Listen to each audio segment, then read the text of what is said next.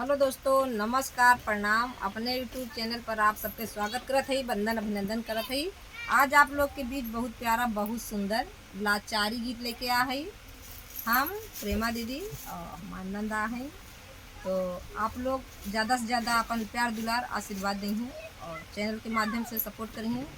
जो कोई चैनल पे नया हुई है, चैनल का सब्सक्राइब कर ली ताकि आप सब तक नया नया वीडियो पहुँचत रहे। आप सब गीत का आनंद लेते रहें, अपन आशीर्वाद प्यार दुलार देते रहें। आवे गीत का सुनाओ थे, बहुत प्यारा गीत बा। नमस्कार दोस्तों, हम तीनों बहन बैठी हैं, वीडियो बनाने जा रहे हैं दोस्तों। आप लोग जैसे अच्छा लगे तो लाइक करना, शेयर करना दोस्तों, और सपोर्ट करना, आगे बढ़ाना। रोई रोई के भी गैया चरवा, नैयरवा से केहू ना, नैयरवा से केहू ना आवे। रोई रोई के भी गैया चरवा, नैयरवा से केहू ना, नैयरवा से केहू ना आवे।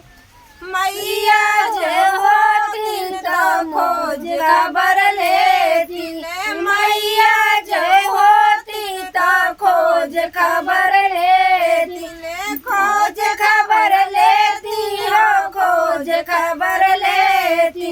बाबा के आकर बिचरवा, नैयरवा से आवे।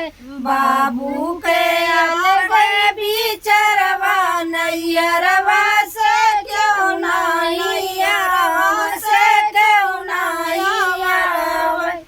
रोई रोई के भी गया चरवा, नैयरवा से क्यों ना, नैयरवा से क्यों ना आवे। चाची जो होती तो खोज खबर लेती, चाची जो होती तो खोज खबर लेती, खोज खबर लेती हो, खोज खबर लेती। चाचा के आगे बिचरवा, नैयरवा से क्यों ना, नैयरवा से क्यों ना आवे। चाचा के अलग बिचरवा, नैयरवा से क्यों ना, नैयरवा से क्यों ना आवे। रोई रोई के भी गैया चरवा, नैयरवा से क्यों ना, नैयरवा से क्यों ना आवे। रोई रोई के भी गैया चरवा, नैयरवा से क्यों ना, नैयरवा से क्यों ना आवे। भैया जो होते तो खोज खबर लेते, भैया जो होता तो खोज खबर लेते, खोज खबर लेते हो, खोज खबर लेते।